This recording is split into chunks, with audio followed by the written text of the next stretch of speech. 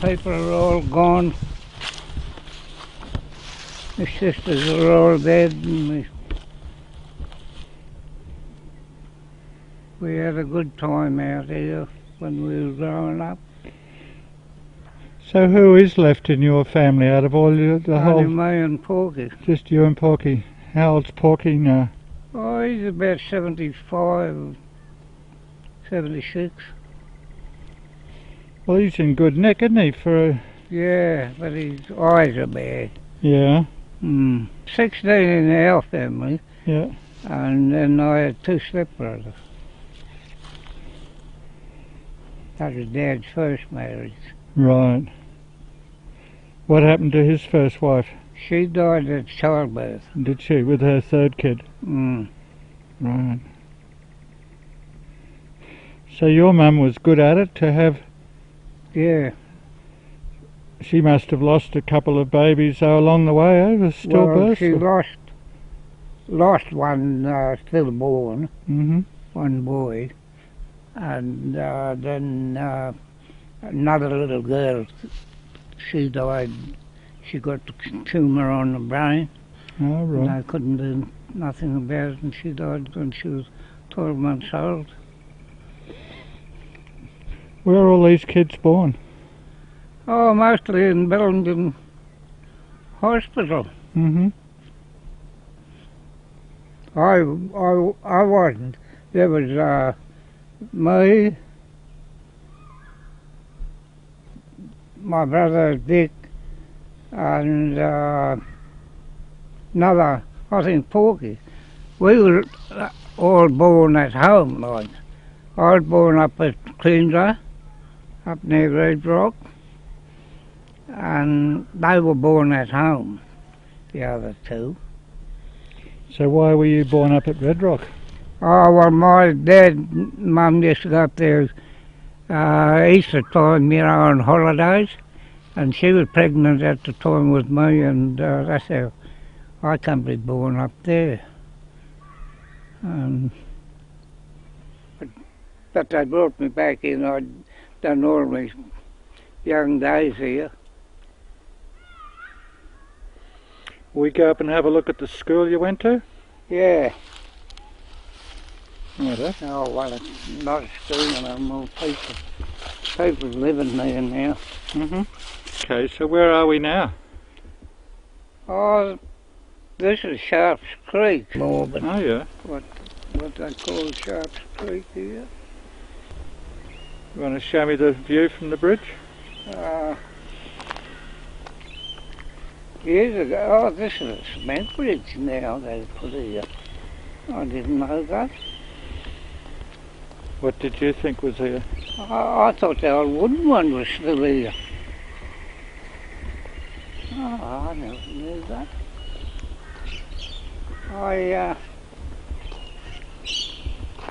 Years ago when I had the Mini, I come along here one day and they had planks across here on the bridge, and I got on the wrong side and I nearly went over there.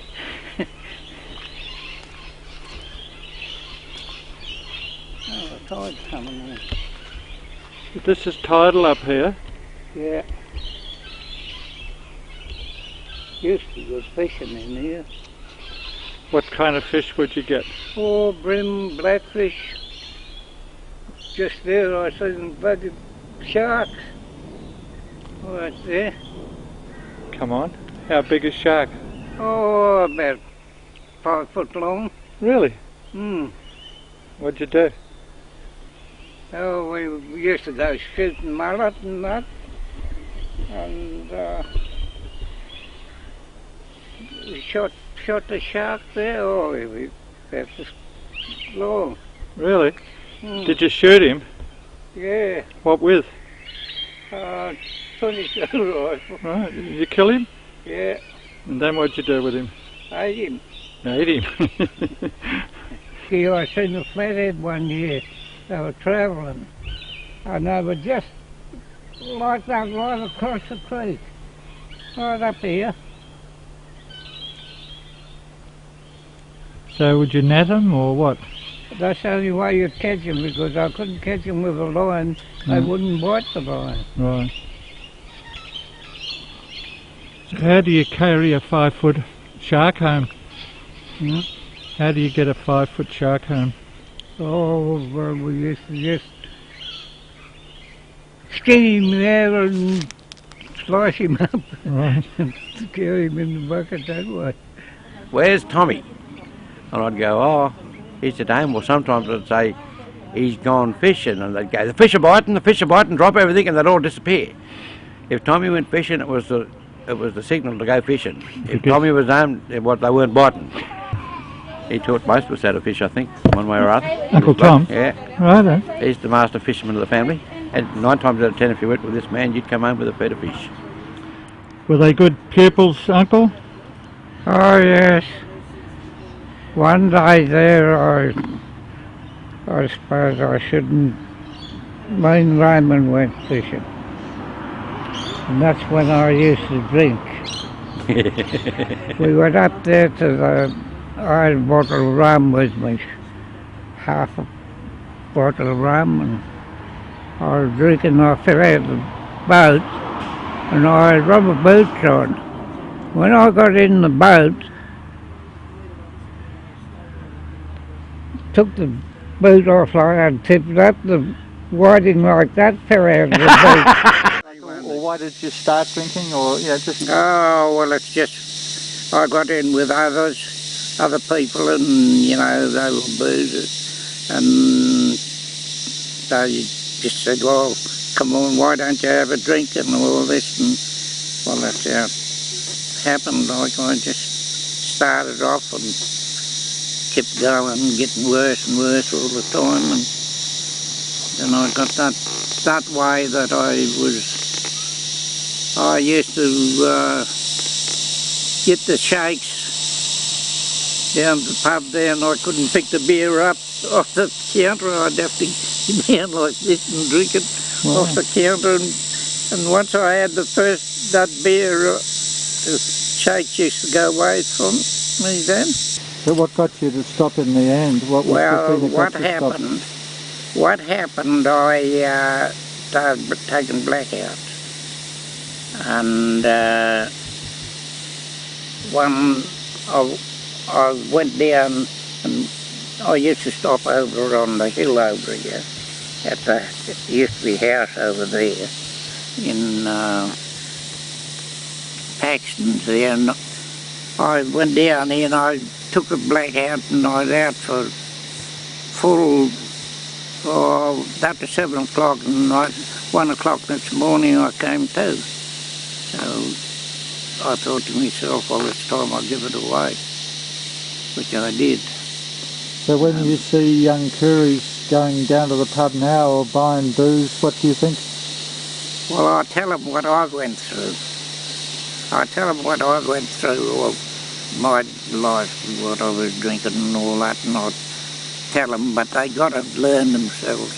They don't take any notice.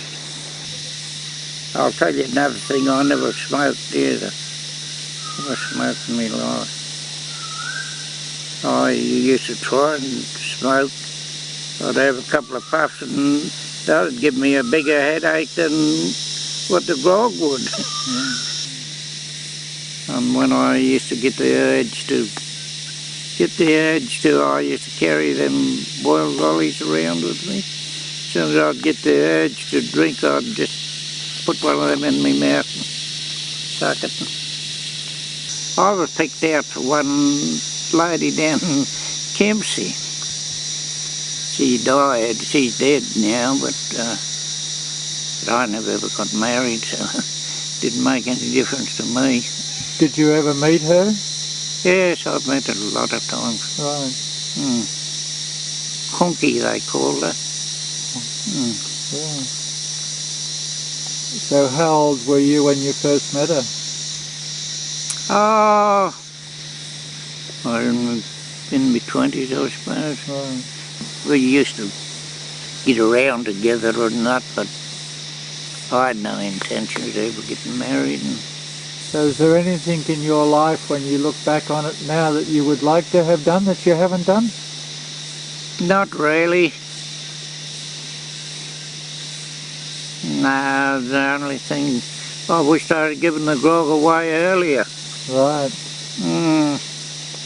It's getting on for getting around nearly 30 years now since I give it away, but I should have given it away when I was young, you know. And I'm glad I gave it away when I did, because I wouldn't be talking to you today. Is better late than never? Yes. Yeah. See, my nephews had all died young from grog.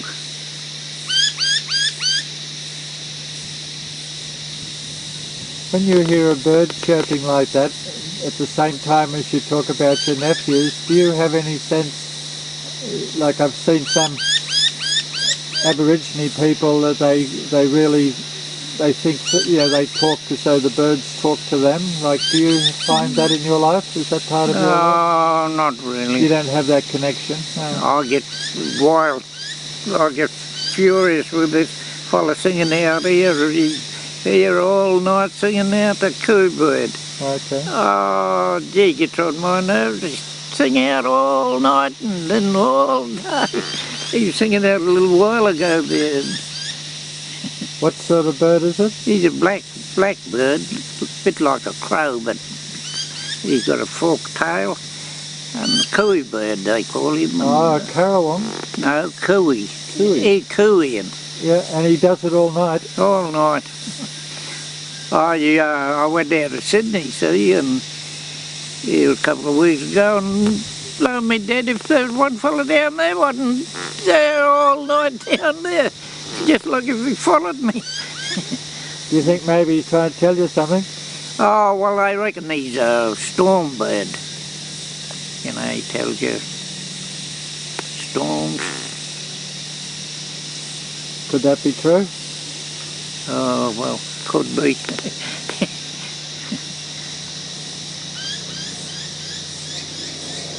The wood duck's our totem. What can you tell me about the wood duck? Nothing much, but I never knew that. And I never ever eaten a duck in my life.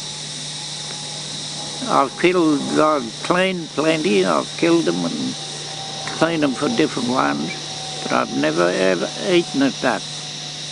I've eaten eggs, but I've never eaten a duck. But this other turnout, I worked on working on the Sentry Run, and Georgie Jones, that was my boss. We went into the pub in Uranga there and was drinking, and the police come in and told me to get out. Because at that time I had no rights. We had no rights, Aboriginal had no rights, and that time, and anyhow, Georgie Jones told the copper, he said, look, this fella worked real hard every Monday, like I was only working the 1 day a week, and he said he's entitled to a drink. And but he said he's not allowed in here. Well, Georgie said, well, righto then, we'll all go out.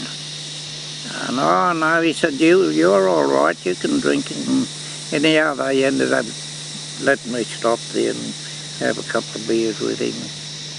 That was it. They said, you can only have the 2, and that's all. We used to go round to each toilet with pans. They put the pans in, the fresh one. Every Monday we've done Uranga, and then on we used to do, I ended up like doing it, North Beach, Bellingen, Dorrigo, out Thora, Darkwood, Clang, South Home, done all them places like picking it up.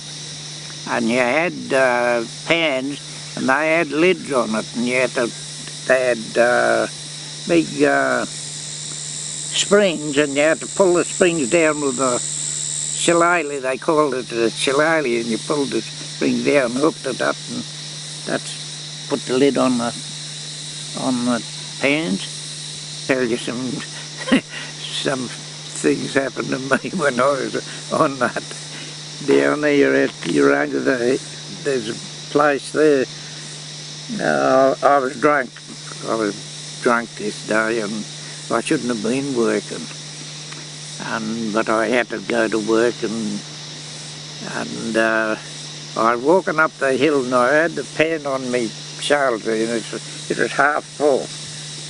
I just about got to the top of the hill, and I fell.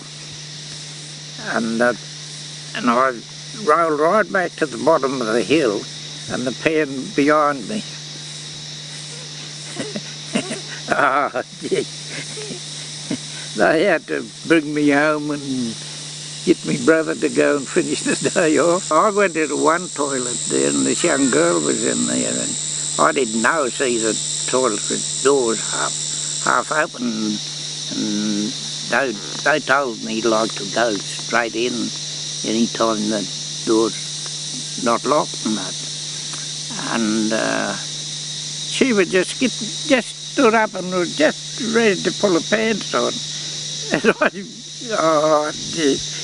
I apologised to her straight away. She said, "Don't worry about it, it's all right." So you're getting £6 a day and you're drinking it all? A lot of booze. Yeah. You must have been a pretty good little drinker. Although, no, I never drank at all. That time, my dad had put in for this place here, and I used to help him pay. What, to buy the freehold of this property? Yes. I was helping him on that too. So you used to live out here on the South Arm? Yeah, I lived there. Just over there, my grandfather had a hut there. He used to live there. When you were born, was he an old man? Yeah. Like, did you know him very well? Yeah, well, I only knew him when I was growing up, and Can you tell me his name? Charlie Harvey. Charlie Harvey. Oh. Yeah. And who was he married to? He was married to Ben Long. Yeah. I just can't think what her name was now. And King Ben Long, he was my great-great-grandfather. Is he a Gumbaynggirr man? Yes. Why was he called King Benelong? He was the king of the tribe around here. See, he was the king of all this Bellingen River and all that. And then up the top, there was another king up there, Billy Boney. Yeah. See, they had their own kings and queens and all that. Right. So, did you ever have any adventures with your uncle? With your grandfather? Oh, yes. Tell me about him. When I was little, I was about 6 years old, and he bought me a tomahawk. And he said, "Now, if you cut your foot with that, I'm chucking that in the water hole." Bugger me if I didn't cut my foot with it, and he threw it in the river, or I've never seen it no more.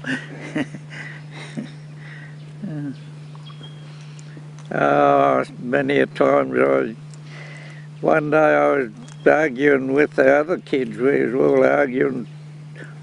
I wanted to sit in the middle seat on the boat, and he roused me up, and he said, "If you don't shut up, I'll chuck you in the river." He chucked me in the river, all right. No sooner I hit the water than I was back in the boat again. Gee, it was deep water where he chucked me out to, and I couldn't swim. So did he have the language? Yes, he used to sing to me in the lingo, but I could never pick up the words. Do you remember any of the tunes? Any of the No, melodies? I can't. I never picked any of it up. Oh, well, I was only about five years old at the time.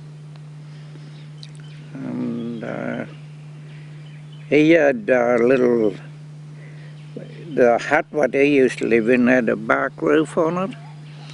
How did your dad come to build a house on the farm here? Like, did he build it himself? Well, Mr. Spillett gave him permission to build the place, but it was all slabs. And those days the timber was slabs this wide, you know, and it was kitchen was 24 foot long and 18 foot wide. That was a big kitchen, like. It was only, then Dad built a room, his bedroom, like him and Mum bedroom onto that. But then we had, the other side was other house then he built for all the kids. See, we never slept in this side where Mama and Daddy, we used to sleep there. He used to make a big fire, big logs like this. He used to put in the fire and make it, and we used to sleep there over winter time. All the kids used to sleep alongside the fire, and I enjoyed that. What used you eat? What was your favourite foods besides raw eggs? Mostly kangaroo. Yeah, my Dad used to go out every fortnight and over Piccadilly there and get a kangaroo. I used to go out after crab, fish. We used to live on fish, and I've eaten bandicoots and I've eaten possum.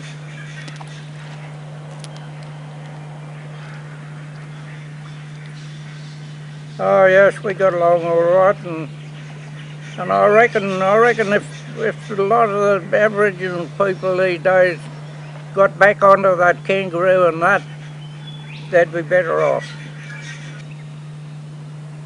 We got milk the other day there and didn't have no taste. What would you do for a treat, a special occasion? Oh, my mum used to make biscuits with, she used to treacle, she used to mix treacle with them. And they used to be hard ones, but they were good. And when you went to school, were there other Aboriginal kids there? No. We were the only Aboriginal kids at that school at the time. We used to go round to different ones' places and camp, and they used to come to our place and stuff. And later on when you went to work, did you have any trouble then? No, I never had much trouble, but I used to booze all my money away. So did you have a car, or what were you doing then for work? No, later years, in about the 70s, I bought a mini van, but I ended up losing that through drink driving. What, did you have trouble with the police? Or? Yeah. What I part got of... picked up 3 times in the 12 months. Anyhow, I lost my licence for 5 years and I never bothered no more. What are some of the jobs you've done as a working man? Well, mostly on the dairy farms and milking. We used to all do milking a lot of the places by hand. And I'm sorry I ever learned to milk a cow. But I've milked a lot of cows in my life. Is that what your father did? Is that why you're on the farm? Like, is that how he had the job? No, he was a carpenter. He used to go around and he used to get jobs building bales and houses and all that. And when the Depression was on in 1930, he was lucky to get a job. Everybody else was just on the roads camping and starving. And my mum, she was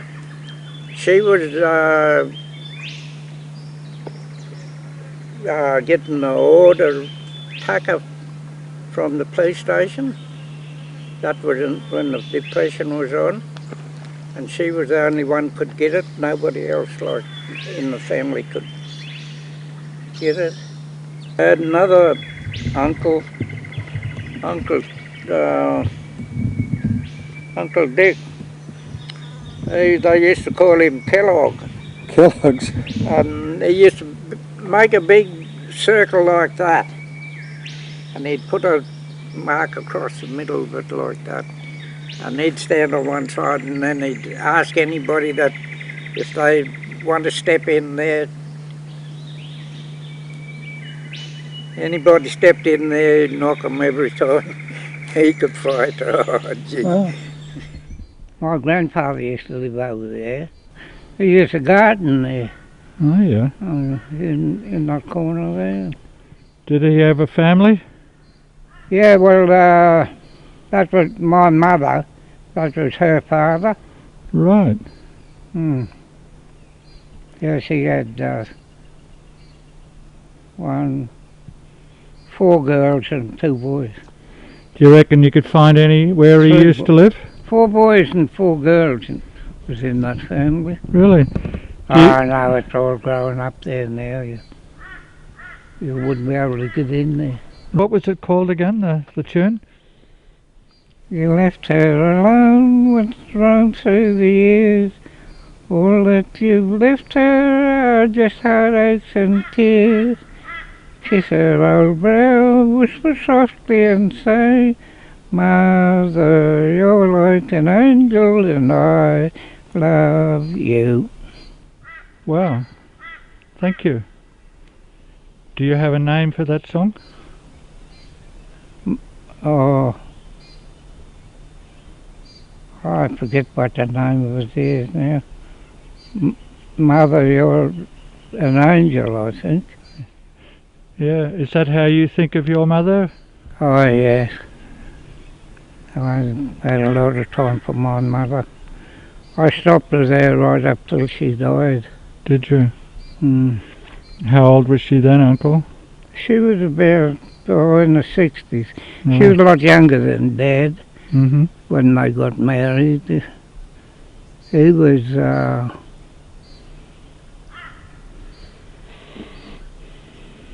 I think she was about, I don't know what age she was, but he was in his 30s when he got married. I think she was about 16. Okay. And she straight away started having children? Ah, yes. As a young girl? Sounds like she was very healthy and a good mum. She was. She died with sugar. Diabetes killed her. Do you have any photos of her? Well, we got one. Only one photo ever. Where would that be?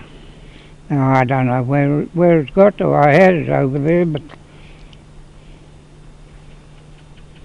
there's some white people got photos of them, and What did you call your mum? Like, what was her name? Lillian Pearl. She had the two names, Lily and Pearl? Or? Yeah. Right. And I had a grandmother, her name was Lillian Pearl.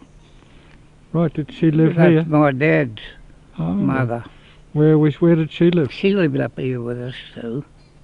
So when we go home, I'll show you my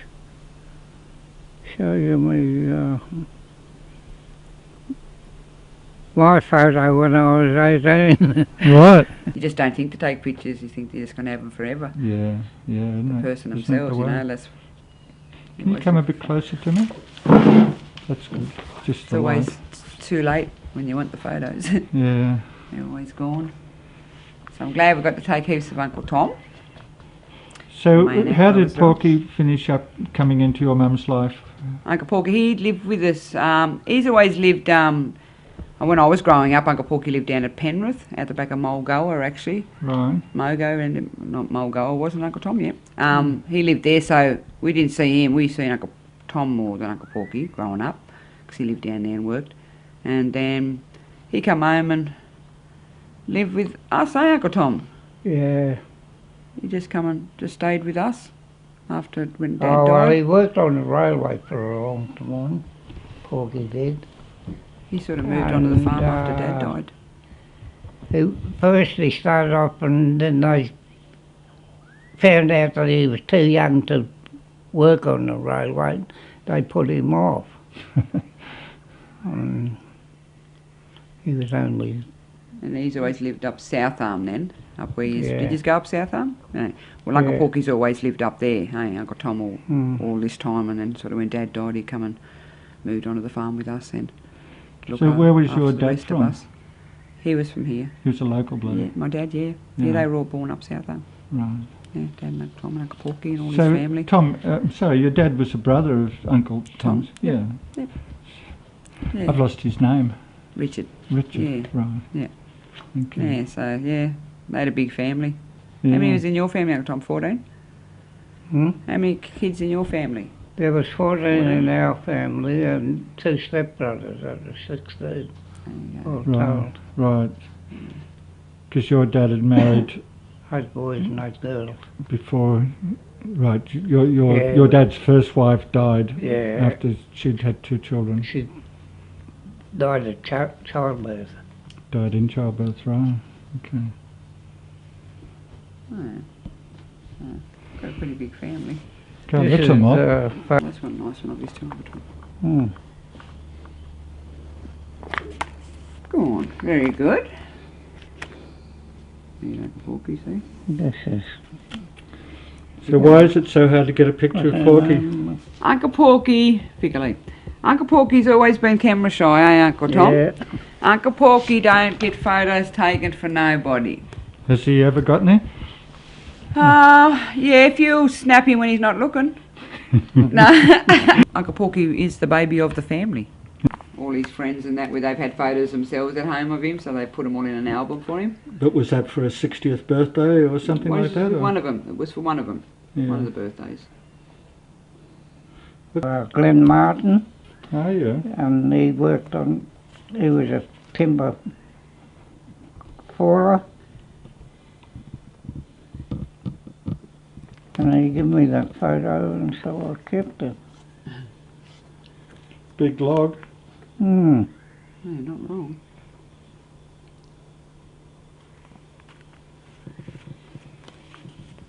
These are just all the kids. Uncle Tom's great nieces and nephews. Who's this little one here? This little one, this is my granddaughter. Your granddaughter, right? Yeah. You're too That- young to have And that's granddaughters. mine too. Right? Yeah, that's Okay. one of them, and that's one of them there, and then Atara's the other one. Yeah, I've got 3 granddaughters. Right. I was How old was you when you had Julie? 14, 33. wasn't it? 33. 15? I was 33. I've become a grandmother at 33. That's young. You It is young. Yeah, I was you were 15 when I was 15. weren't Yeah. you? Wow.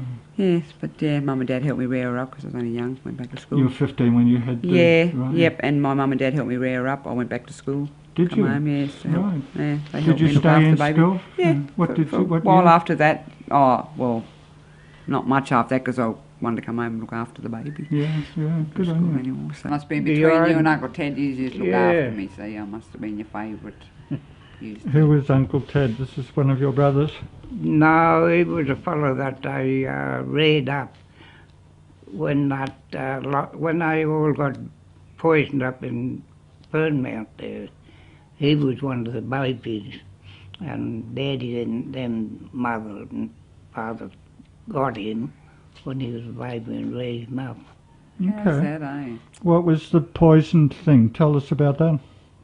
Oh, up there there was 300 blackbirds in Fernmount there years ago, and they decided that to get rid of them, so they put the poison in the flour, arsenic, Mm-hmm.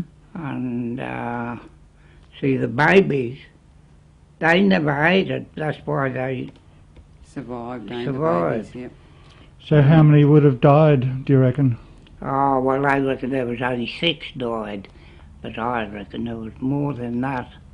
You know Fernmount there, you look back up, where you know where the cemetery, you know where the cemetery is? Well, back up on that hill there, that's where they were all buried there. Really? They just buried them in one grave. There's no marker or anything? No. Where did you get that story from? This was before you were born. Oh yes, I was told that from my ancestors and my father and right through. How does that make you feel when you just sort of hear that? Like That's you're, why I don't go to Bellingen a lot, don't, because it upsets me, but you've got to get over it. It's, as my grandparents said, it's no good crying over spilt milk. So I went to school with it, and I made sure I just told them, you know that your ancestors killed my ancestors, and I won't get over it, and I hope you don't get over it. But we've always still stayed friends over it. You've told me, Uncle, that when you were going to the South Arms school that there was never any kind of racism. I was wondering how it was for you when you were going to school, Susie, in Bellingen. No, it was all right. Yeah, I had no trouble in Bellingen. Well, my dad actually, I remember my dad went to, when my brothers went to school up in Bellingen High, my dad actually went up there, and I remember this, and said to the headmaster at the time about no good teaching my kids Aboriginal anything because you aren't going to acknowledge it in the schools anyway. He said, you teach them your white man ways. He said, because that's when it... So I remember that going to school, and they never had it in the school, and they've only just got it in the school now, Uncle Tom, eh? Yeah. It's only just gone into Bellingen High School about the blackfellas. And I reckon it was Lisa and Uncle Tom who put it into the school. Yeah, if it wasn't for Lisa and Uncle Tom, they wouldn't even be getting taught in Bellingen High School about blackfellas, because it was a racist place, Bellingen. Bad. Oh, it was. Real bad. They killed a lot of black people up in Bellingen over the years, back in way before Uncle Tom's time, and then just before Uncle Tom's time, only just. So it was bad, but when we went to high school, we had no trouble. I had no trouble. Like, we all got on. We had a few little nick things, people would call your names, but you get over things like that. Right. What used they call you? Oh, just, nigger and black gin and stuff like that, and I don't care, So I used to look at them and say, well, I'd rather have a bit of colour. I said, wouldn't you? I said, I'd hate to be white. I would. I said, you get sunburnt, you get everything. I said, when you got a bit of colour in you. I said, you don't get all that under you. I said, so think about it. So now look at it. How much sunscreen out there? How many white people out there living on sunscreen, trying to be black? If it wasn't for Uncle Tom and Lisa, they wouldn't have known nothing about the blackfellas in Bellingen High School. What did Lisa do in Bellingen? How did she get Well, there? she worked up there, Uncle Tom. She worked At the in, school? Yeah. At the school, and 1 year... What did she do? 1 year she won that award that time, through the RSL. She's done a lot. She's done a lot for Bellingen High School, eh? She's done a lot up there. Like she just goes up there. She worked there as like a teacher's aide, but teaching them all the Aboriginal stuff. Yeah, and it was good. She's got a big picture over there where she had one big class, and she had about 100 people in her class. but she had white kids and all. Like, she didn't take out just black kids and do it. She did with white kids too. She said, you know, we can't be like this. I'll teach, you know, all your white kids want to come and have a learn, come and have a learn, and you'd be surprised. Yeah, well, that's what I told them when they didn't know. Talking about this language and all this, and that I told them, the principal and all that, of the different schools. I said it's better for white and black to learn that language. Yeah. You know, because they learn English. Well, everybody learns that. Even if they're a Japanese, German, they come out here and they got to learn that English and all that out here in Australia and that. Those like whatever other countries come here. And well, why not them all learn the Aboriginal language too? So it's in the schools now. Yeah. Kids are learning the lingo now, which is good. No, I can't pick it up myself. I'm an Aboriginal, but I can't pick my own language up.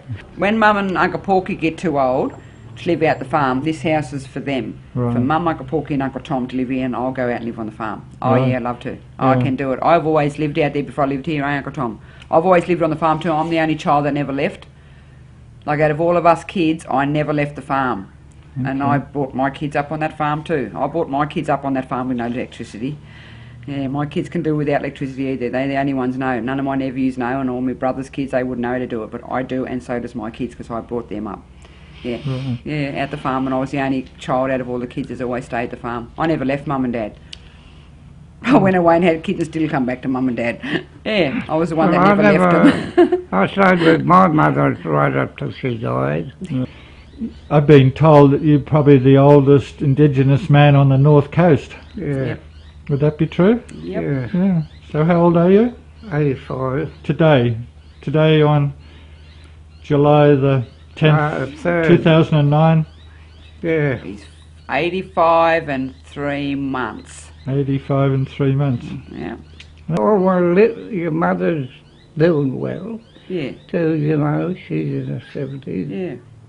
Yeah, Mummy's doing well for her age. All her people, They're all most gone. died with heart attacks. So it must be a good life over that farm, keeping them Yeah. going. Well, there you go. That's what they say.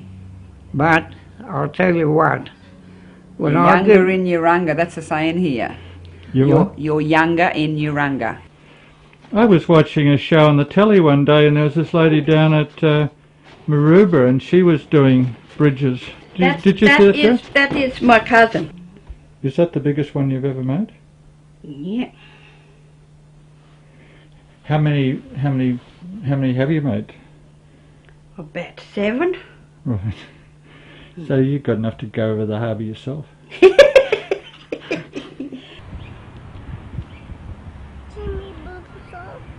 Do you want to tell me who this man is who's just joined us? Where he fits into your life? oh, that's my nephew, Richard. And Richard, you're another Kelly. Yes, Richard my Kelly, uncle, this is my dad's older brother.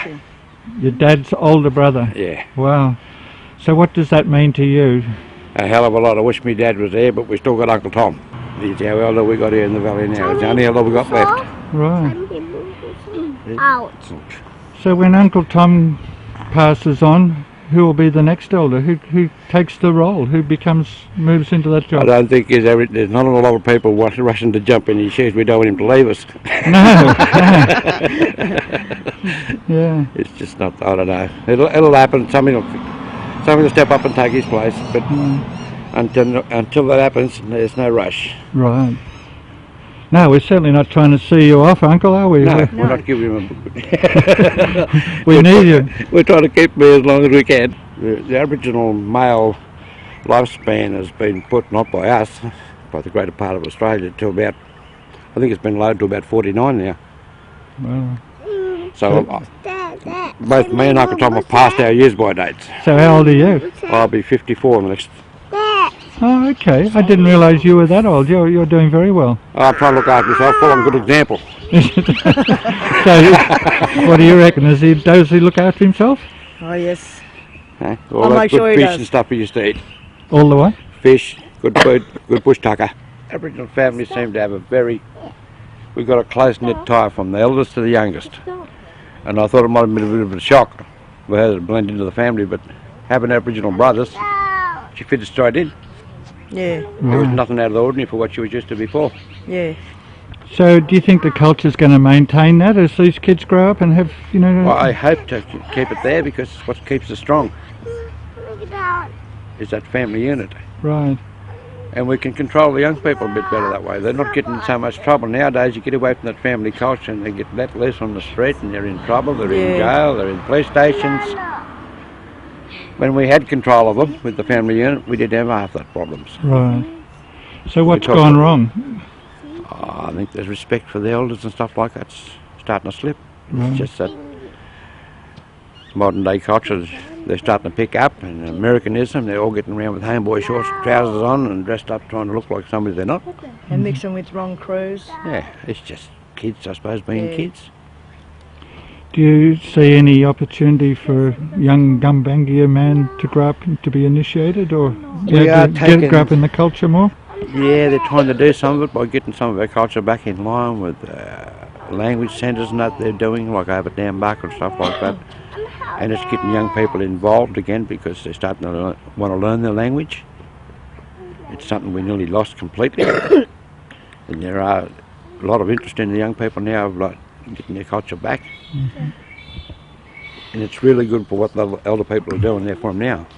There should be more of it around the place, and I'm surprised there is a lot more. I'm only in this area. If you go to other areas around the place, there's a lot more that's going on.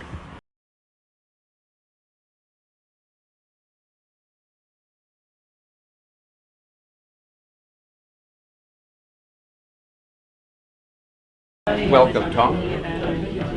Hello. I'm good, I'm good. Hello. Welcome. Hello, Anne. I'm pretty good, yes. You look pretty good too.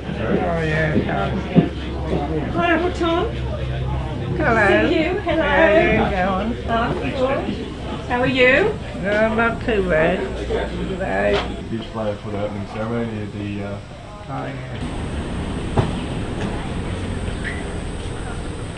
I'm the elder of the Gumbaynggirr Aboriginal tribe, and I'm here today to welcome you all here to turn out today.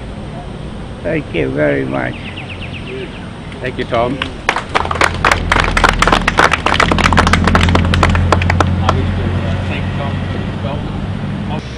Bellingen Council declares its public commitment towards achieving reconciliation between Aboriginal and non-Aboriginal people of the Bellingen Shire.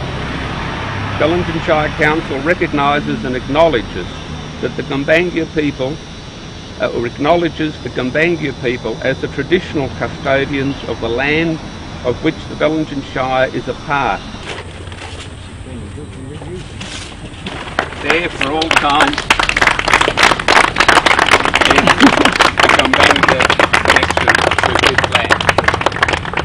Can Uncle Tom stand on that end and face us so we get Tom, could you just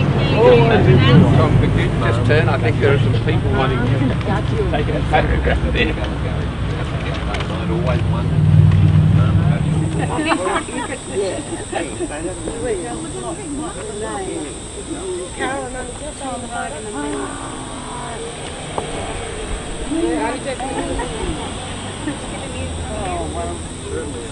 Okay. I think you're in a wheelchair last time I saw you. You're looking a lot better. You left her alone, what's wrong through the years? All that you've left her are just heartaches and tears.